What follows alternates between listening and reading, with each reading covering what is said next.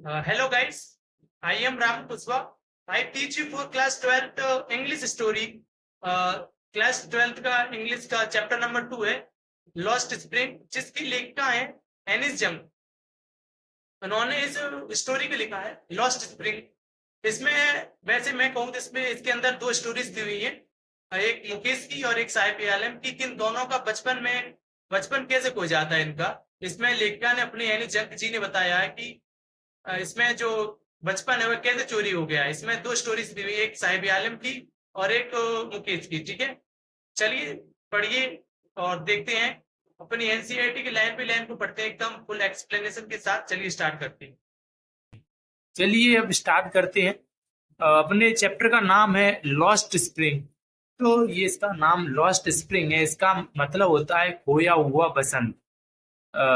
Lost spring का मतलब होता है खोया हुआ बसंत। और इसमें जो अपनी लेखिका हैं एनिस जंग, उन्होंने इस स्टोरी को लिखा है लॉस्ट स्प्रिंग। इसमें इसमें जो बच्चे हैं उनका बचपन चोरी हो जाता है, इसमें लॉस्ट हो जाता है। उसी को यहाँ पर अपनी लेखिका जी ने यहाँ पर वर्णन किया है, एनिस जंग जी ने। तो चलिए अपने चैप्टर को स्टार्ट करते हैं। तो जैसे ही अपने चैप्टर का नाम है लॉस्ट स्प्रिंग, मतलब है कि खोया हुआ बसंत। अब यहाँ पर देखो नीचे लिख दिया है सीधी सी भाषा में हेडिंग पे ही, स्टोरीज ऑफ स्टोलन चाइल्डहुड। मतलब है कि इसमें चोरी हुई बचपन की कहानियां हैं। इसमें दो कहानी है, जैसे मैंने स्टार्टिंग में आपको बताया। एक तो अपने साहिब आलम की है और एक मुकेश की। यहाँ पर इसमें क्या है, चोरी हुए बचपन की यहाँ पर एक कहानी है, उनको हम पढ़ने वाले हैं। ठीक है, यहाँ पर सीधे हेडिंग में दे दिया है stolen stories of stolen childhood. चलिए सबसे पहले हम ऑथर के बारे में पढ़ लेते हैं, अपनी लेखिका के बारे में, एनिस जंग के बारे में। तो अपनी लेखिका का जन्म 1964 में रूअरकेला में हुआ था। ठीक है, और उन और उनका बचपन और किशोरी अवस्था हैदराबाद में बिताई। उन्होंने अपना बचपन और किशोरी अवस्था हैदराबाद में बिताई। उन्होंने अपनी शिक्षा हैदराबाद और संयुक्त राज्य अमेरिका में प्राप्त की। उन्होंने अपनी शिक्षा कहाँ प्राप्त की? हैदराबाद में। यूनाइटेड स्टेट ऑफ अमेरिका, संयुक्त राज्य अमेरिका में उन्होंने अपनी शिक्षा अमेरिका में प्राप्त की। और उनके माता पिता दोनों लेखक थे। अपने जो एनिस जंग के जो पेरेंट थे वो दोनों के दोनों लेखक थे। एनिस जंग ने भारत में एक लेखक के रूप में अपना करियर शुरू किया। वह भारत और विदेशों में प्रमुख समाचार पत्रों के लिए संपादक और स्तंभकार रही हैं। और उन्होंने कई किताबें भी लिखी हैं। निम्नलिखित उनकी पुस्तक lost spring stories of stolen childhood का एक अंश है। इसमें एक स्टोरीज इसमें उन्होंने एक किताब लिखी थी स्टोरीज ऑफ स्टोलन चाइल्डहुड। उसी की इस बुक की एक छोटा सा पार्ट लिया हुआ है लॉस्ट स्प्रिंग। और यहाँ वह भीषण गरीबी और परंपराओं का विश्लेषण करती हैं जो इन बच्चों को शोषण के जीवन की ओर ले जाती है। तो यहाँ पर हमने अपनी लेखिका के बारे में पढ़ लिया। अब हम अपनी एनसीईआरटी बुक को पढ़ते हैं और देखते हैं। तो सबसे पहले यहाँ पर फर्स्ट पार्ट दिया हुआ है। तो यहाँ पर फर्स्ट पार्ट में लिखा हुआ है कि sometimes I find a rupees in the garbage. मतलब है कि कभी कभी मुझे गार्बेज से यानी कूड़े करकट्टे से ₹1 मिल जाता था। अब यहाँ पर हम जो गार्बेज है, गार्बेज का इस स्टोरी में इसका यूज किया गया है गोल्ड या रुपीज, कॉइन बोल सकते हैं। ठीक है, यहाँ पर वैसे गार्बेज को मेन माना गया है गोल्ड को, सोना को। ठीक है, एंड चलिए स्टार्ट करते हैं। तो यहाँ पर अपनी लेखिका एनिस जंग कहती हैं कि what do you do this.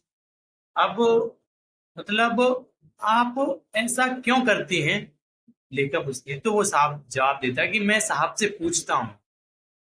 लेखिका पूछती साहब से कि मैं हर सुबह अपने पड़ोस के कूड़े के ढेर में सोना ढूंढते हुए किससे मिलता हूँ। साहब बहुत पहले ही अपना घर छोड़ गए थे। ढाका के हरे भरे खेतों के बीच स्थित उनके घर की दूर दूर तक कोई याद नहीं रही। उसकी माँ उसे बताती है कि कई तूफान आए जिससे उनके खेत और घर बह गए, इसलिए वे उस बड़े शहर में सोने की तलाश में चले गए, जहां वह अब रहता है। ठीक है, अब मुझे और कुछ नहीं करना है। वह दूसरी ओर देखते हुए बुद्ध बताता है। अब फिर यहाँ पर अपनी लेखिका कहती है कि आप स्कूल जाओगे। तो वह कहता है कि मैं चमकते हुए कहता हूं, मुझे तुरंत एहसास होता है कि सलाह कितनी खोखली लग रही होगी। मैं पड़ोस में कोई स्कूल नहीं है, मेरे पड़ोस में कोई स्कूल नहीं है। जब वे एक स्कूल बनाएंगे तो मैं आऊंगा। जब वे एक स्कूल बनाएंगे तो मैं आऊंगा, आई विल गो, तब मैं आऊंगा। ठीक है, एंड फिर यहाँ पर स्टार्ट होता है, if I start a school will you come. मतलब है कि अगर मैं एक स्कूल खोलूं तो क्या तुम आओगे। तो मैं आधे अधूरे मजाक में पूछता हूँ, हाँ। वह मोटे तौर पर मुस्कुराते हुए कहते हैं। कुछ दिनों बाद मैंने उसे मेरे पास दौड़ते हुए देखा। क्या आपको स्कूल तैयार है, उसने पूछा लेखिका से। क्या आपका स्कूल तैयार। तो लेखिका, एक स्कूल बनाने में अधिक समय लगता है लेखन का। मैं एक ऐसा वादा करने से शर्मिंदा होकर कहता हूं जिसका कोई मतलब नहीं था। लेखिका, मेरे जैसे वादे उसकी अंधकार अंधकारमय दुनिया के हर कोने में प्रचुर मात्रा में है। महीनों तक उसे जानने के बाद मैंने उससे उसका नाम पूछा तो उसने अपना नाम बताया। क्या पता है, साहेब ए आलम। वह घोषणा करता है और वह नहीं जानता कि इसका क्या मतलब है। यदि ब्रह्मांड के स्वामी को इसका अर्थ पता होता तो उसे इस पर विश्वास करना कठिन होता, इस बात से अनजान कि उसका नाम क्या दर्शाता है। वह अपने दोस्तों के साथ सड़कों पर घूमता है, नंगे पांव लड़कों की एक सेना जो सुबह के पक्षियों की तरह दिखाई देती है और दोपहर में गायब हो जाती। कई महीने से मेरा आना जाना उनमें से प्रत्येक को पहचानने लगा हुआ है। तुमने चप्पल क्यों नहीं पहनी है, मैं एक पूछता हूँ। तो मेरी माँ ने उन्हें शेल्फ से नीचे नहीं उतारा। वह सरलता में उत्तर देता है, अगर उसने ऐसा किया भी तो वह उन्हें फेंक देगा। एक और व्यक्ति जो ऐसे जूते पहन रहा है जो मेल नहीं खाते, जोड़ता है। जब मैं इस पर टिप्पणी करता हूं तो वह अपने पैर झटक लेता है और कुछ नहीं कहता। मुझे जूते चाहिए, एक तीसरा लड़का कहता है, जिसके पास जीवन भर एक जोड़ी भी नहीं रही, जूतों की जोड़ी भी नहीं रही। देश भर में यात्रा करते हुए मैंने बच्चों को शहर में गांव की सड़कों पर नंगे पैर चलते देखा है। वह पैसों की कमी नहीं बल्कि नंगे पैर रहने की परंपरा है, ऐसा एक स्पष्टीकरण है। मुझे आश्चर्य है कि क्या यह गरीबी की सतत स्थिति को दूर करने का एक बहाना मात्र है। मुझे एक कहानी याद है जो उडुपी के एक व्यक्ति ने एक बार मुझे सुनाई थी। एक युवा लड़के के रूप में वह एक पुराने मंदिर के पास से स्कूल जाता था, जहां उसके पिता एक पुजारी थे। वह कुछ देर के लिए मंदिर में रुकते थे और एक जोड़ी जूते के लिए प्रार्थना करते थे। 30 साल बाद मैंने उनके शहर और मंदिर का दौरा किया, जब अब समुद्र में डूब गया था। उजाड़ पिछवाड़े में जहां नया पुजारी रहता था, वहां लाल और सफेद प्लास्टिक की कुर्सियां थी। भूरे रंग की वर्दी पहने, मोजे और जूते पहनने एक युवा लड़का हाँफता हुआ आया और उसने अपना स्कूल बैग एक फोल्डिंग बिस्तर पर फेंक दिया। लड़के को देख रहा हूं, मुझे वह प्रार्थना याद आ गई जो एक अन्य लड़के ने देवी से तब की थी जब उसे जूते की एक जोड़ी मिली थी। मुझे उन्हें कभी नहीं खोना चाहिए। देवी ने उनकी प्रार्थना स्वीकार कर ली थी। देवी ने उनकी प्रार्थना स्वीकार कर ली थी।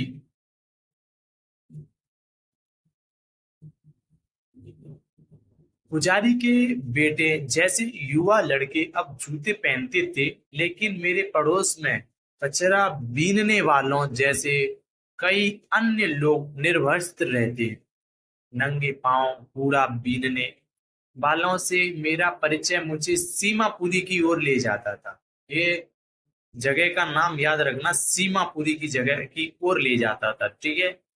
तो ये सीमापुरी है जो अभी जो साहिब आलम है और उसकी फैमिली वगैरह वहां पर अभी प्रेजेंट में रह रहे हैं, जो दिल्ली की परिधि पर स्थित एक जगह है, और जो दिल्ली में एक जगह है सीमापुरी।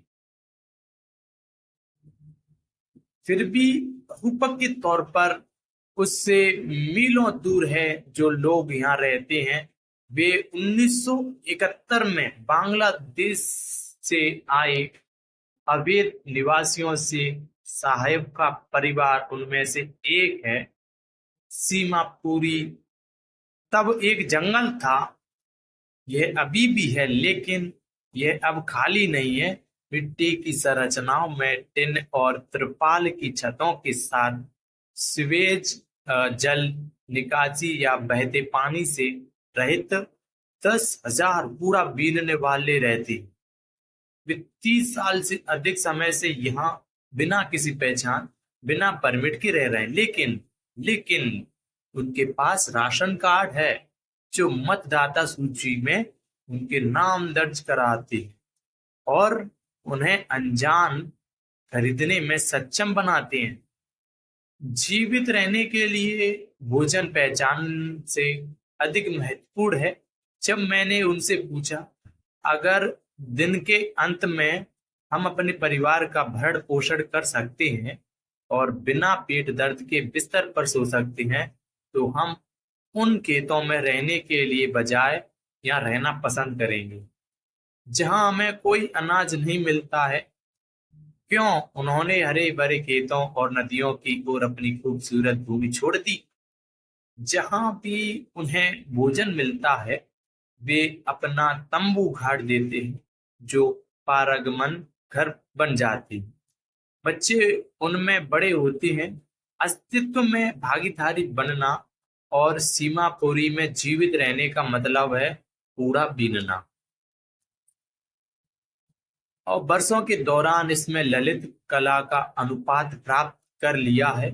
उनके लिए कूड़ा सोना है, यह उनकी रोजी रोटी है। उनके सिर पर छत है, भले ही वह टपकती हुई छत ही क्यों ना हो, लेकिन एक बच्चे के लिए यह और भी अधिक है। मुझे कभी कभी 1 रुपया, यहाँ तक कि 10 रुपए का नोट भी मिल जाता है। साहेब कहते हैं कि उनकी आंखें चमकने लगती हैं जब आपको कूड़े के ढेर में चांदी का सिक्का मिल जाए, तो आप छानना बंद नहीं करती।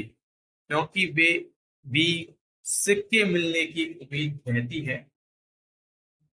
ऐसा लगता है कि बच्चों के लिए कचरे का अर्थ उनके माता पिता के अर्थ से भिन्न है। बच्चों के लिए यह आश्चर्य में लिपटा हुआ है, बड़ों के लिए यह जीवन यापन की साधन है।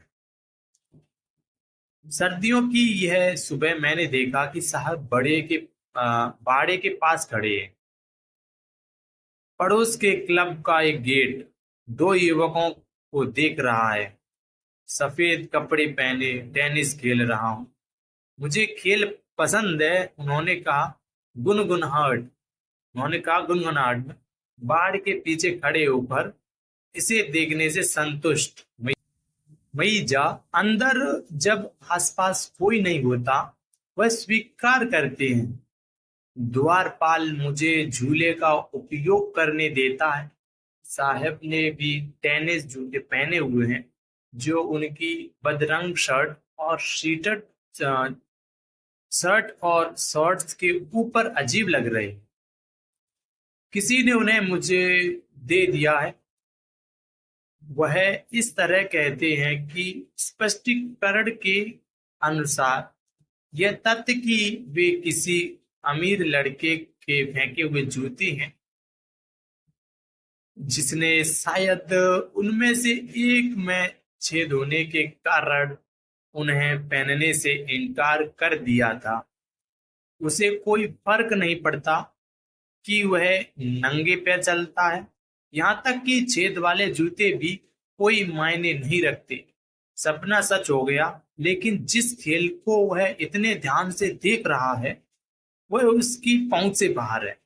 आज सुबह साहब दूध बूथ पर जा रहे हैं। उसके हाथ में एक स्टील का कनस्तर है। वह दूर की ओर इशारा करते हुए कहते हैं, अब मैं सड़क के किनारे एक चाय की दुकान पर काम करता हूँ।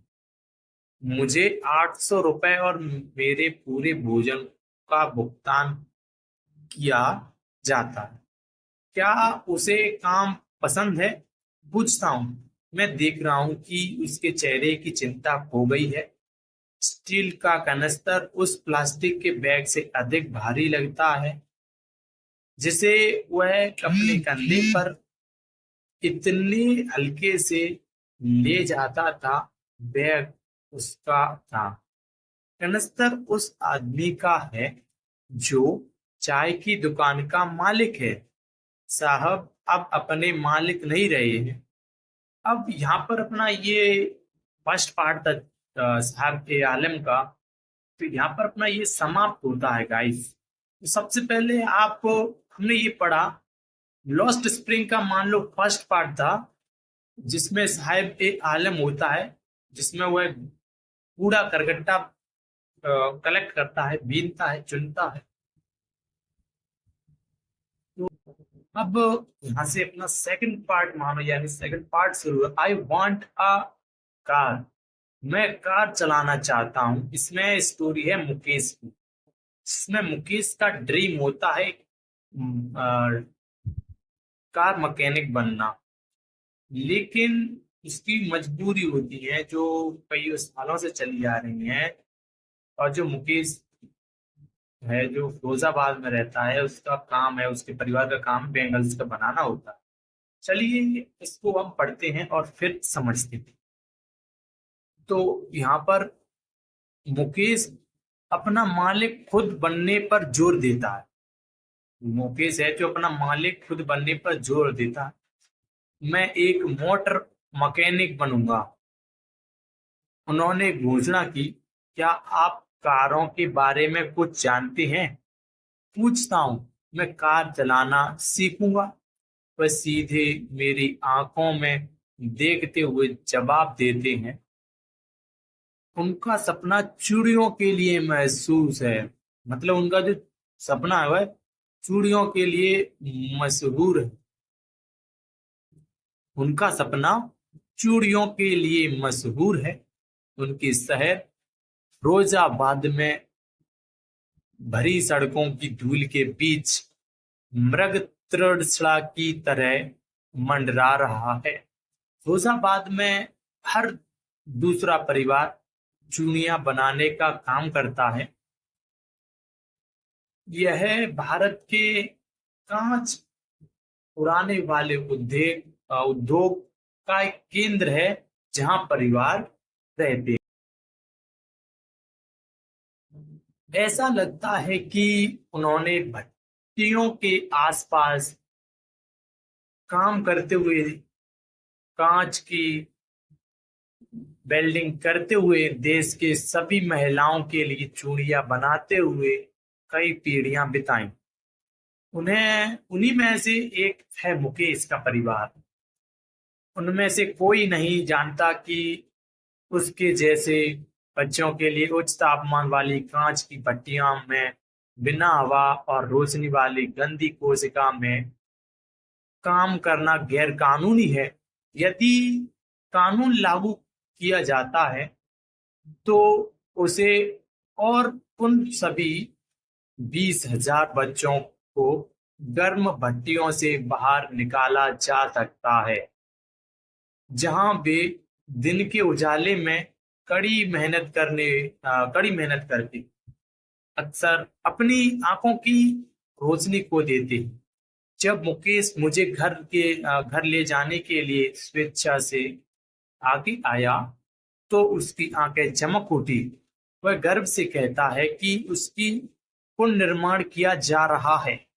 हम पूरे कचरे से भरी बदबूदार गलियों में चलते हैं।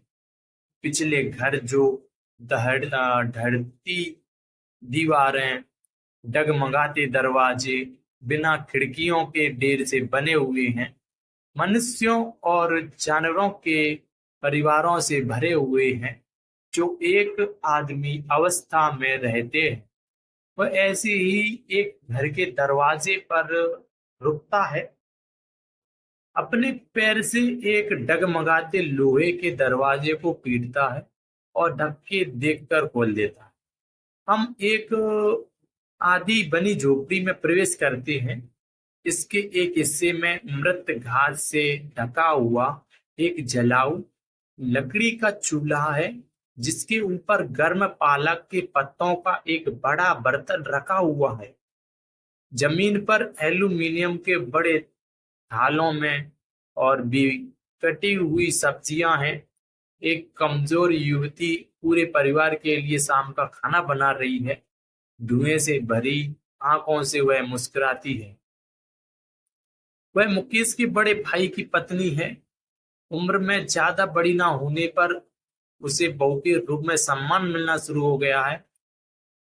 घर की बहू पहले ही 3 पुरुषों, उसके पति मुकेश और उसके पिता की प्रभारी है।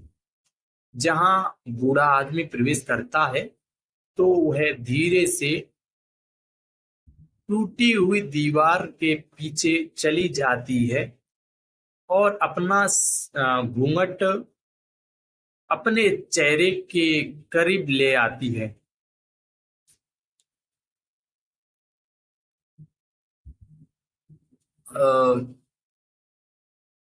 जैसा कि प्रथा की मांग है, बहुओं के पुरुष बुजुर्गों के सामने अपना चेहरा ढकना चाहिए। इस मामले में बुजुर्ग एक गरीब चूड़ी निर्माता है। कई वर्षों की कड़ी मेहनत के बावजूद पहले एक दर्जी के रूप में, फिर एक चूड़ी बनाने वाले के रूप में वह एक घर का नवीनीकरण करने अपने 2 बेटों को स्कूल भेजने में विफल रहे। वह बस इतना ही कर पाया कि वह उन्हें चूड़ियां बनाने की कला सिखाता है। यह उसका कर्म है, उसकी किस्मत है। मुकेश की दादी कहती हैं, जिन्होंने चूड़ियों के शीशे चमकाने की धूल से अपने पति को अंधा होते हुए देखा है, क्या ईश्वर प्रदत्त वंश की कभी तोड़ा जा सकता है? वह बताती है, चूड़ी बनाने वाली जाति में जन्म उन्होंने चूड़ियों के अलावा कुछ नहीं देखा। घर में, आंगन में, हर दूसरे घर में, फिरोजाबाद में हर दूसरे आंगन, हर सड़क के सर पे चूड़ियां, धूपदार सोना, धान हरा, शाही नीला, गुलाबी, बैंगनी, इंद्रधनुष के 7 रंगों से पैदा हुआ रंग अस्त व्यस्त आंगनों में, टीलों में पड़ा है। 4 पहियों वाली ठेलियों पर रखा हुआ है, जिन्होंने युवा लोग झुग्गी झोपड़ी वाले शहर की संकरी गोलियों में धकेलते हैं और अंधेरी झोपड़ियों में टिमटिमाते तेल के दियों की लपटों के बगल में लड़के और लड़कियां अपने माता पिता के साथ बैठे और रंगीन कांच के टुकड़ों को वेल्डिंग करके चूड़ियों का घेरा बना रहे हैं। उनकी आंखें बाहर की रोशनी की तुलना में अंधेरे के प्रति अधिक समायोजित होती हैं। यही कारण है कि वे अक्सर वयस्क होने से पहले ही अपनी आंखों की रोशनी खो देती। गुलाबी रंग की पोशाक पहने एक युवा लड़की सविता एक बुजुर्ग महिला के साथ बैठी है, जो कांच के टुकड़े बना रही है। जैसे उसके हाथ मशीन के चिमटे की तरह यंत्रवत चलते हैं। मुझे आश्चर्य है कि क्या वह उन चूड़ियों की पवित्रता जानती है जिन्हें बनाने में वह मदद करती है। यह एक भारतीय महिला के सुहाग विवाह में शुभता का प्रतीक है। यह एक दिन अचानक उसके मन में आया। यह एक दिन अचानक उसके मन में आया या फिर आएगा, जब उसका सिर लाल घूंघट से ढका होगा, उसके हाथ मेहंदी से लाल रंगे होंगे और उसकी कलाइयों पर लाल चूड़ियां लटकी हुई होंगी। फिर वह दुल्हन बनेगी, उसके बगल वाली बूढ़ी औरत की तरह जो कई साल पहले एक हो गई थी। उसकी कलाई पर अब भी चूड़ियां हैं, लेकिन आंखों में रोशनी नहीं है। उसी से भरी आवाज में वह कहती है, एक वक्त से ज्यादा खाना भी नहीं खाया।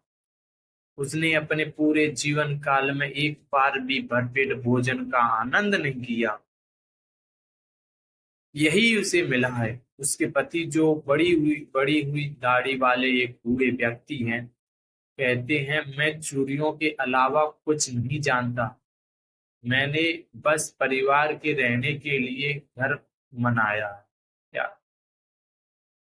उसे सुनकर आश्चर्य होता है कि क्या उसने यह हासिल किया है जो कई लोग अपने जीवन काल में असफल रहे हैं। उसके सिर पर छत है। चूड़ियां बनाने का व्यवसाय करने के अलावा कुछ भी करने के लिए पैसे ना होने, खाने तक के पैसे ना होने की रोना हर घर में बजता है। युवा अपने बड़ों की विलाप को दोहराते हैं।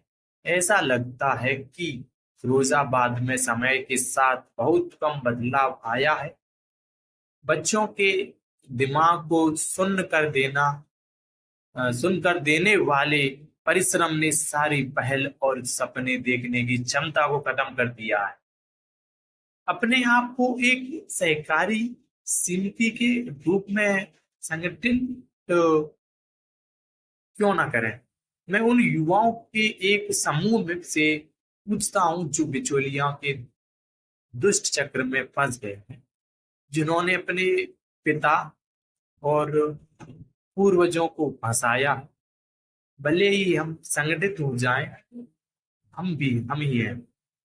वे कहते हैं, कुछ गैर कानूनी काम करने के लिए पुलिस उन्हें पकड़ कर लाएगी, पीटा जाएगा और जेल में घसीटा जाएगा।